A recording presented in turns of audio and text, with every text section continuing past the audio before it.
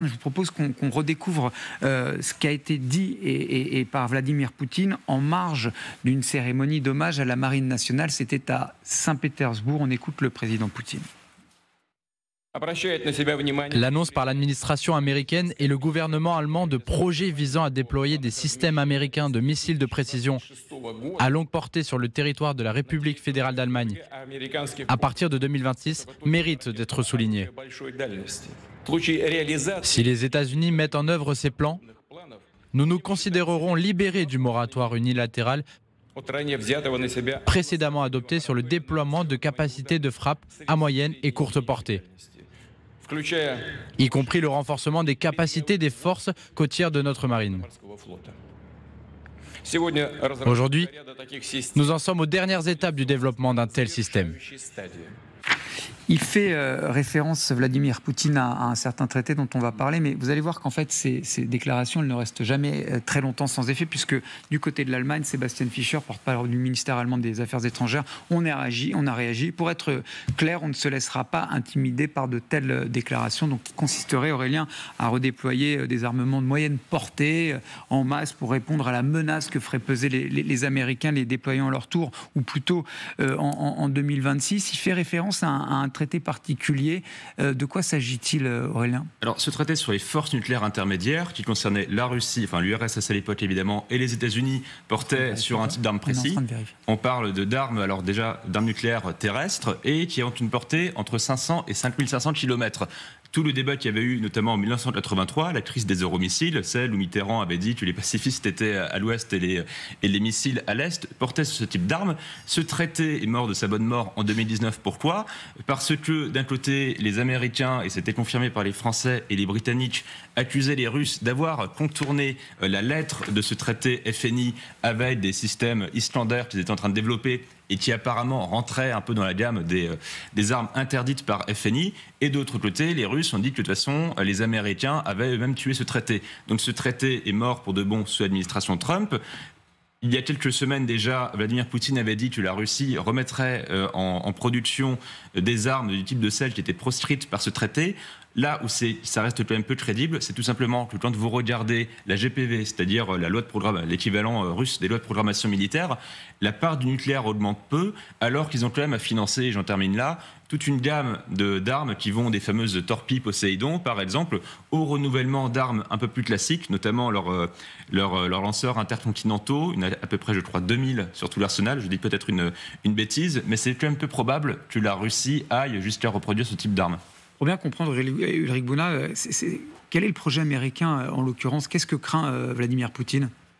En fait, finalement, Vladimir Poutine, dans ce discours, inverse un peu la causalité et la responsabilité. C'est-à-dire que, donc, en gros, ce que Vladimir Poutine dit et ce qu'il porte comme accusation vis-à-vis de l'Occident, c'est qu'effectivement, les Américains envisagent de déployer donc des missiles donc de portée intermédiaire en Allemagne. Mais finalement, c'est ce déploiement que Vladimir Poutine présente comme une agression en fait vis-à-vis de la Russie et donc une menace stratégique contre la Russie. Finalement, n'est que la réponse grosso modo occidentale à un déploiement de missiles Iskander vers Kaliningrad, qui sont donc des missiles Iskander-K d'une portée d'environ 2000 km. Donc dans ce cadre-là, effectivement, si vous voulez, pour Vladimir Poutine, il y a mais comme il le fait souvent, une inversion rhétorique pour se positionner en victime et ne faire finalement que répondre à des menaces occidentales et finalement pour protéger une grande puissance qui est la Russie en s'appuyant sur le nucléaire. Mais pour le coup, effectivement, il faut bien comprendre que dans cette crise, comme exactement ce qui s'était passé dans les années 70, finalement les Occidentaux ne font que prendre des postures défensives par rapport à justement une Russie qui positionne des missiles de portée intermédiaire sur l'Europe et qui donc font poser un risque potentiellement militaire important sur les pays d'Europe centrale. Je vois, oui, les Russes qui veulent changer leur doctrine d'utilisation du nucléaire. Alors, vu les déclarations, je pense qu'eux-mêmes ne savent pas encore exactement les critères. Généralement, quand je vois un peu comment fonctionne le système russe, en général, vous avez des commissions interservices qui sont créées avec les différents ministères, les différents services. On essaye de se mettre d'accord, on essaye de négocier. Vous avez des accords, on regarde ce que fait l'étranger, ce qu'il faut s'en inspirer. Donc, je suis pas sûr qu'ils sachent encore eux-mêmes quoi faire. Par contre, ce qui m'a intrigué, c'est que Poutine, déjà le 20 juin dernier, en parlait. Et il avait indiqué quelque chose qui m'avait un peu surpris. Il parle de ce changement de posture du point de vue nucléaire car il y aurait une baisse, disons, du seuil de tolérance côté occidental à l'utilisation de l'arme nucléaire. C'est l'argument qu'il a évoqué, mais il ne donne pas d'exemple. Ça me surprend un peu. Mais en plus, c'est intéressant ce que vous soulevez, parce que en réalité, cette menace qu'il agit de déploiement donc de missiles, notamment en Allemagne, elle date d'un certain temps, en tout cas du sommet de l'OTAN qui s'est déroulé à Washington. Donc ça ne tombe pas, je dirais, de l'arbre. Il aurait pu sortir du bois un peu plus tôt sur les menaces nucléaires. Elsa Vidal. Alors pourquoi, c'est quoi son intérêt stratégique d'identifier encore une fois cette menace et de faire part de ses inquiétudes? Parce que là, en fait, le contexte dans lequel Vladimir Poutine prend la parole est un peu particulier. Il est à Saint-Pétersbourg, la capitale du Nord. C'est le jour de la marine nationale. Ouais. Et cette capitale du Nord, elle a un débouché sur la Baltique. Et cette Baltique, aujourd'hui, il est un peu d'usage de dire qu'il s'agit d'un lac otanien. Donc la flotte de la Baltique russe, elle est de facto prisonnière ou un peu otage de cet encerclement. Et pour faire oublier, je pense, cette situation stratégique défavorable et nouvelle, avec quand même de nouveaux voisins qui se sont tournés vers l'OTAN, on se retrouve avec Vladimir Poutine qui tient à rappeler qu'il y a un problème avec l'agressivité de l'OTAN et que la Russie est en capacité de parfaitement y répondre et peut-être même d'y répondre d'une manière qui devrait nous glacer les sangs. Donc ça sert effectivement à attirer l'attention sur un point favorable que nous avons quelque peu déconstruit, mais néanmoins, pour masquer finalement une partie du décor qui ne prête pas à se réjouir du point de vue militaire. Et puis, face à l'armée, il est quand même très important de vanter sa grandeur et sa puissance. Et encore une fois, qui regarde ce genre de célébration à la télévision en Russie? Eh bien, ce sont des gens nés à l'époque soviétique qui, on dit ça souvent, c'est un proverbe russe, qui regrettent l'Union soviétique parfois pour des raisons idéologiques, mais aussi parce que c'était l'époque où ils avaient des dents et faisaient l'amour plus souvent. Donc on regrette sa jeunesse autant qu'un régime. C'est toujours très varié, mais c'est une citation que je retire de ma vie en Russie, cette citation-là, je ne l'invente pas. Et c'est s'adresser à ce public qui peut regarder les célébrations militaires à la télévision parce qu'elles sont largement diffusées. Et que peut-on lui servir pour le satisfaire? Eh bien, cette grandeur, et surtout pas lui dire que la mer Baltique est désormais une mer quasi impraticable du point de vue militaire, même si un navire chinois est venu participer aux célébrations et lui, il est passé effectivement. Et c'est un message. Algériens aussi, je crois, non? Oui, absolument. Et face à ce public de nostalgiques donc, qui ébahit à regarder cette parade avec 12 navires. Le 14 juillet pour nous. 12 navires, je crois, alors que l'année dernière, il y en a eu près d'une quarantaine. C'est ça. Parce qu'en effet, il y a quelque chose de l'ordre du revers stratégique en mer Noire qui se déroule pour sa marine, ou qui est largement mise en difficulté par un pays qui est sans marine, qui est l'Ukraine. Mais c'est intéressant ce que vous dites, parce que quelque part, il réactive un narratif. Je vous propose d'écouter Vladimir Poutine à ce propos. Il parle d'une période de grande tension de l'histoire qui est lui-même connue, mais à l'époque où son pays s'appelait l'Union soviétique. Dans le même temps, les États-Unis ont déjà pratiqué, lors d'exercices, le transfert de systèmes de missiles Typhon depuis leur territoire vers le Danemark et les Philippines. Cette situation rappelle les événements de la guerre froide, liés au déploiement des missiles américains de moyenne portée Pershing en Europe. Aurélien Duchesne, vous avez fait un léger bond sur votre gauche. Le mot employé, c'était guerre froide, donc il n'y a pas trop de suspense. Les mots ont un sens, les réactiver, ça sert à quoi, de votre point de vue? Deux choses. Déjà, c'est le complexe victimaire qui est celui de la Russie. C'est-à-dire que si vous reprenez toutes les déclarations qui sont celles de Poutine, on avait beaucoup parlé de ce discours de 2007 à Munich, où c'est là qu'il se montre pour la première fois un peu plus offensif et à l'ère des Occidentaux. C'est à partir de ce moment-là que le complexe obsidional des Russes commence à se doubler d'un récit sur le retour de la guerre froide. L'idée qu'au fond, les Occidentaux, après l'effondrement de l'URSS, ont continué à considérer la Russie comme une ennemie, même si, comme disait De Gaulle, la Russie boira le communisme comme le buvard boit l'encre. Il y a l'idée que cette guerre froide est faite non pas contre un bloc soviétique, mais contre les Russes en tant que tel. Ça, c'est le nouveau narratif des Russes. Et deuxièmement, aussi, de la part des Russes, il y a l'idée d'entretenir cette idée d'une confrontation dans la durée, parce qu'évidemment, une crainte, par exemple, des Occidentaux, c'est l'idée qu'on va revenir aux efforts de défense qui étaient ceux de la guerre froide. Je prends un exemple, celui de la France. On était à 3% du PIB, de la richesse nationale consacrée à la défense nationale à la fin de la guerre froide.